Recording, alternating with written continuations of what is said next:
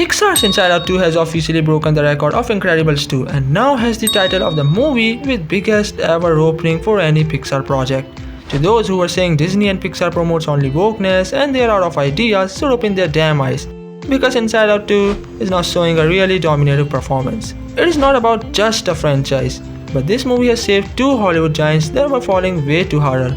What makes Inside Out 2 so special and how is it enough to shut the mouth of haters? And why you should start believing on Disney again? Starting with the current box office number, then as of June 17, 2024, Inside Out 2 has officially crossed the mark of $300 million worldwide. I think that's overstating things a bit.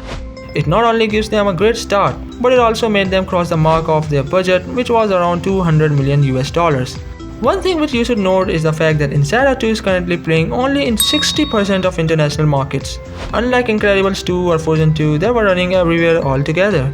Yet it has managed to break their records to become number one on their charts. Now honestly, if a movie has earned over $300 to $350 million just in the matter of 4 days, then who is gonna stop it from crossing the mark of $1 billion? The very first reason why and how Inside Out 2 is enough to bring back the domination of Disney and Pixar is quite simple. The way of storytelling. Movie starts at a perfect pace and we feel a special type of connection from the very first second.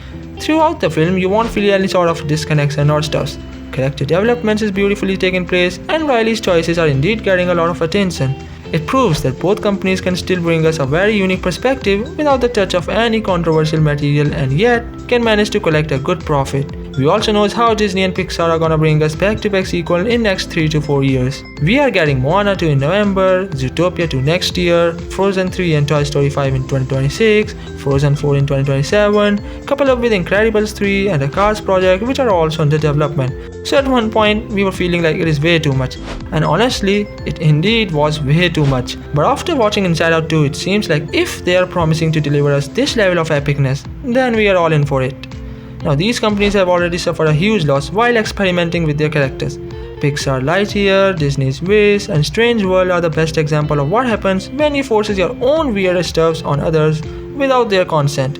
I mean look, movies is a form of art and it is the best way to express your thoughts and ideas, but it becomes controversial when you forces something which you should not be or at least should be avoided at that level of intensity. Inside Out 2 shows what happens when we allow us to go with the flow and what impacts does every emotion makes on us.